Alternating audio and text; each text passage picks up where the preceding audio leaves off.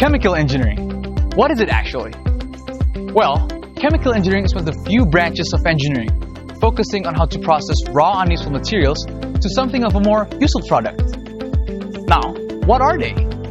Well, chemical engineers tend to process large-scale processes, and they like to scale up from a laboratory scale all the way to a factory scale. Now, we believe that this is the right path for education for those who are interested in chemistry, applied physics, life sciences, mathematics, and economics. We could say that chemical engineers are behind the products that we use every single day. Clothes manufacturing, refining crude oil into fuel, food, beverages, and goods, fast-moving consumer goods, and even the water that we drink every single day. Now, speaking of water, I'm actually kind of thirsty right now. Hey, where's the water? Finished. The water's finished? Well, why don't we make some? The water that we are using comes from a process called water treatment. There are two main types of it, public system and household system. Starting with the public drinking system, we will mainly focus on surface water treatment. These are the main processes. Coagulation and flocculation.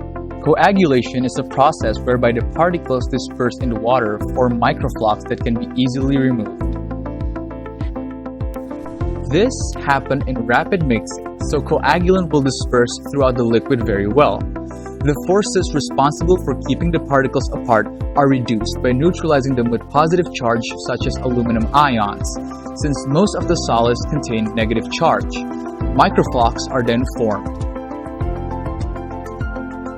After coagulation, we have flocculation. Here we add a flocculant. Now this happens in slow mixing so the particles can form flocks thoroughly. The flocculant will then make microflocks to form larger aggregates. Larger flocks are more easily settled down. Sedimentation. Due to weight and gravity, flocks will settle down and then be removed from the water. The next step is filtration. The water is filtered using filters with various composition and pore sizes. The basic of filtration for the water uses sand, gravel, and charcoal. Nowadays, micro, ultra, nanofiltrations, and reverse osmosis are being used professionally.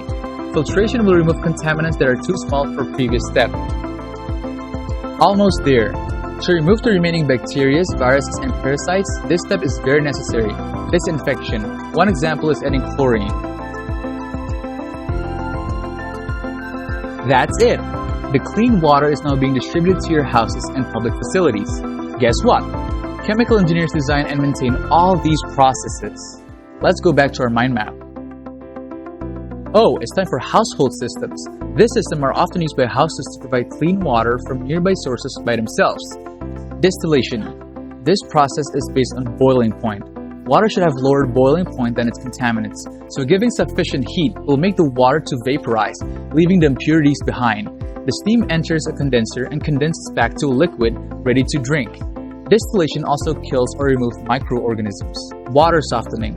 Water often comes as hard water, containing magnesium and calcium ions. This water has unfriendly smell and taste, so people tend to get rid of it. The principle is ion exchange. Resin beds containing sodium have active sites with considerable affinity for metals in the water with valences. Thus, when in contact with hard water, the active sites attract and hold these ions. The sodium ions are now with the water, and that's what we call soft water. Reverse osmosis. Dissolved solids such as salts can be removed based on osmotic pressure. It is very simple. By giving pressure, the water will pass through the semi-permeable membrane. The impurities are filtered out, and there we have clean water. All of these processes have the same objectives: provide water that is safe and well treated for us all to drink and use. After designing these processes, chemical engineers, or me in the future, will also make sure that all the processes went well, and the water you'll have is beyond the standard by WHO. Water treatment is one of the few amazing contributions that is being done by chemical engineers in our lives every single day.